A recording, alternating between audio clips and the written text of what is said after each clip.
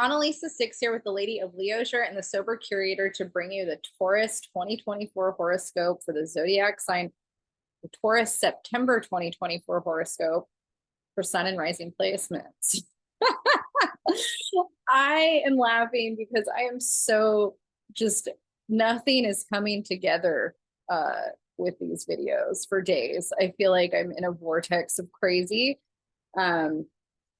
It's 100 and something degrees outside. I have to keep my AC off so that the power won't go out. It's hot. I'm kind of brain dead. Feel good. I'm sweaty. The humidity is affecting my hair in a crazy way. I'm not mad about it, but it's just kind of all over the place. So I apologize in advance, but welcome to September. It's September 6th. I'm already a little behind on getting these videos out. Yeah, we've had kind of a wonky last couple of months in general. We had a big Mercury retrograde that we're still kind of coming out of. Mercury's direct, but we're still in some of that soup. Today on the 6th, we've got a Mercury square to Uranus, which is why I think some of the technology stuff has been crazy for me. So we're just going to get through it. We're going to get through it the best we can. And I'm going to try to keep it really short and simple for you, Taurus, because you are a practical and pragmatic sign. And I want to try to keep things as practical and pragmatic for you as I possibly can. So starting out September, we are in Virgo season. Virgo is the mutable earth sign of the zodiac that rules the 6th house, and it makes a very harmonious, easy trine to you, Taurus. Earth likes earth. You are the fixed earth sign. Virgo is the mutable earth sign. You guys like each other. You do well together. You enjoy food and health and wellness and comfort and all the things. So it's a yummy time for you, as some might say. The other thing that we're starting out September this year with is Mercury at 22 degrees Leo, coming out of that retrograde. Venus at 3 degrees Libra, Mars at 27 degrees Gemini, Jupiter at 19 degrees Gemini, Saturn retrograde at 16 degrees Pisces. Uranus stations retrograde on the 1st at 27 degrees of Taurus, your sign. Neptune is retrograde in Pisces, and Pluto is retrograde in Aquarius and actually enters Capricorn on the 1st at 29 degrees. We're going to have Pluto retrograde in Capricorn at 29 degrees for the entire month of September. So I don't focus a lot on the outer planets for the horoscopes. If you want a bigger breakdown on every transit for the month, you can watch the September 2024 astrology forecast that I do at the beginning of the beginning of the playlist. I think that's what I'm trying to say. I don't know. See, I'm brain dead. The heat is getting to me. I'm so sweaty. Okay. So on the 2nd, we're just going to jump right in and talk about kind of what initially first happened starting out September. So we have Uranus stationing retrograde at 27 degrees of your sign. This is happening in the 1st house, which impacts your identity. So we're in a reflect review process around identity expression to yourself, your relationship to your own personal identity.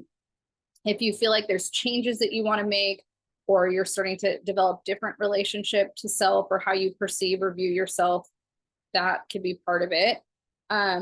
Then we've got the Pluto entering 29 degrees of Capricorn. The area that that's entering for you is the area that has to do with your values and belief systems. So, we've had this kind of energy teetering for quite a while. The last time Pluto was here at this degree was at the end of December. So from December 20th to January 20th, Pluto was at 29 degrees.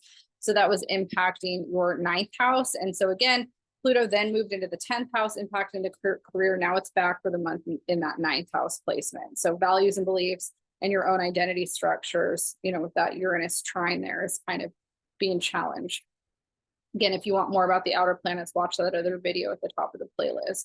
So Mercury, this retrograde in Leo impacted your 4th house, which is the house of home and family. So if you've had any complications with home or family during the retrograde, you can thank Mercury for that. Now that Mercury is direct, that should be a little less wonky. However, we do have that square to Uranus that's hitting you in your identity center at the beginning of the month, today, the 6th.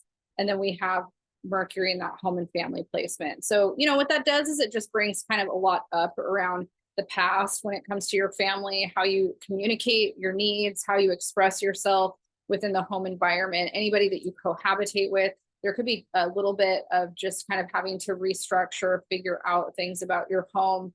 And, you know, Leo likes to feel very aesthetically comfortable in the space, or like you like to have your things the way that you want them. So that could also be something that you are kind of navigating or figuring out, is how do you navigate the space that you're in. Venus in Libra is starting out in the area of the chart, and this is your ruler in the 6th house, which is the house of health and wellness. So if you've been kind of feeling more like you need to focus on your daily routine and how you structure it and your health, Venus is here to kind of bless that area of your chart horoscopically. So this is a really good time to get on health and fitness routines and kind of focus more on wellness and how you structure your day. And if you have relationship like kind of dynamics with people that are a part of that or influencing that, that might come up for you too as you navigate that chapter. Mars in Gemini, the area that's been impacting for you is your finances. Mars passing through the financial house can be turbulent, but Mars isn't going to be here for too much longer. And you have Jupiter here, which is really positive. It brings a lot of opportunity for financial abundance, but it also can go just as fast as it comes. And with Mars here, Mars can bring it quickly and also have it go quickly. So those are things that have been kind of impacting you over the last month. On September 2nd, we had a new moon happening. Let's see, what was the degree again? I keep forgetting. 11 degrees of Virgo. And so the area of the chart that this was impacting for Taurus is the area that represents your relationship to creativity and self-expression. And this is where the sun has been transiting through Virgo season as well. So this is, you know, a lot of Taurus people are very artistic and very creative. So this is a really positive time for you to lean into your creativity and how you express yourself. The new moon is all about setting intentions towards things that you want to cultivate or manifest. And so this is also supported for you to set intentions around anything that you want to do in that area of your life. This area of the chart also has a lot to do with romance and passion and how we connect through those things. And so if you're trying to set intentions towards feeling more romance or passion in a relationship, or just even in your life, this is a really positive time for that, setting that intention as well. After the new moon, the next main shift of energy that we're going to have is Mars entering Cancer on the 4th. And so Mars is going to leave your area of finances and it's going to enter the 3rd house of communication. Mars in the 3rd house of communication, especially in a sign like Cancer, can be very emotionally reactive. Cancer and Taurus actually get along really well. They make what's called a sextile to each other. And so there's a harmonious relationship going on there. But Mars in Cancer is considered to be in its fall. And in the communication house, when Mars is passing through here, it does bring conflict, challenges, and turbulence around communication. Mars in Cancer specifically can take things very personally and be very reactive without always thinking about it first. So that's something that you're going to need to be really cognizant of and mindful of, because Mars is going to be here all throughout September and October. So you might be hit with a lot of things that trigger you emotionally, and you might be having to really learn how to communicate your feelings in a more vulnerable way that is maybe different from what you've done in the past. You might feel uncomfortable at times with how you're being required to open up in certain situations, but it's an opportunity for you to grow beyond maybe where you've been. Taurus people can be prone to avoidant communication patterns or stonewalling at times. And that's, you know, an unevolved kind of trait of Taurus. There's a lot of Taurus people that have done a lot of work on themselves that might not do that, but that can be just kind of like a trait of Taurus. And Mars in Cancer really wants you to get more comfortable opening up about your feelings, being more vulnerable, confronting things more head on, especially when it comes to emotions, things like that. And we're all under the Mars in Cancer influence. It's just hitting us each differently in different areas. And for you, it's specifically your house of communication. So I like these little wings going on right now with my hair. I always feel like my hair looks so much better in person because you can see like the wave pattern. This is such a Leo thing for me to do, is interrupt the horoscope to talk about my hair. I'm sorry. Let's get back to it. I'm sorry. I'm so stereotypical. Okay. I just feel like other people would be like looking at it, and then I feel like I have to speak to it. You know, like I'm one of those people where I won't do that when I'm watching somebody. Like I'll see it, but I won't speak to it. And then I'll be like with friends that we'll get just like ADD, we'll get distracted and have to speak to it. So I don't know. I've been hanging out with a lot of ADD people. I think it's having an impact on me. All right, so let's get back to business. So Mars in Cancer is going to be a really big opportunity for you to grow in how you communicate about your feelings. After Mars enters Cancer, Mercury is going to enter Virgo around the 9th. And this is really positive for you, Taurus. It's really positive for all of us to have Mercury entering Virgo because Mercury is in its home sign. So Mercury rules Virgo and it enjoys being here. And the area that it's hitting for you is the 5th house, which is your house of self-expression and creativity. So those intentions that you might have set during the new moon around, self-expression, creativity, or any kind of Virgo-esque themes, Mercury is here to help you in that and help enhance it. The last time that we had Mercury in Virgo at 0 degrees was back in July, so around July 27th. So think about maybe what was happening for you at the end of July. Now you have this kind of like continued story on how to move forward and push through some of that. And Mercury in Virgo is going to be making a trine to your Taurus energy. And so this is also positive for your identity expression and kind of, some of those changes that Uranus retrograde might be bringing to you around how you express yourself and how you want to express yourself moving forward. This is supported. Like it's a positive energy. It's a good time to kind of explore new ways of self-expression, especially artistically and creatively. Okay, so then the next thing that we're going to have that's a pretty big deal is we're going to have the lunar eclipse at 25 degrees of Pisces happening on September 17th. The area of the chart that this hits for you is the 11th house, which is the house that represents our connection to community, friendship circles, our relationship to groups of people. And lunar eclipses are times that open portals of energy for about 6 months. So whatever gets initiated is kind of something that we're under the influence of for quite a while. A lunar eclipse is a really positive time for kind of watching things go or release themselves out of our lives. And with the 11th house eclipse for you, this is a positive time to kind of see how your relationships to community and groups of people might be shifting or changing. You might feel like there's people that you are calling into your life that are more in alignment for you over this next chapter. There might also be a way that you relate to your community that's changing. Maybe there's groups of people that you're ready to kind of move away from or walk away from. Those are big themes for this lunar eclipse at 25 degrees of Pisces. And Pisces makes a harmonious sextile to Taurus. Pisces and Taurus also do really well together, just kind of like Cancer and Taurus. And so you're really supported in finding yourself within these new relationship dynamics, potentially, if you do find yourself in new circles of people. This eclipse is basically opening up a chapter for you where you're letting go and shedding of groups of people while also maybe welcoming new groups of people in, or contributing to your community in some way that's new and different. That's a big theme for Taurus with the eclipse energy.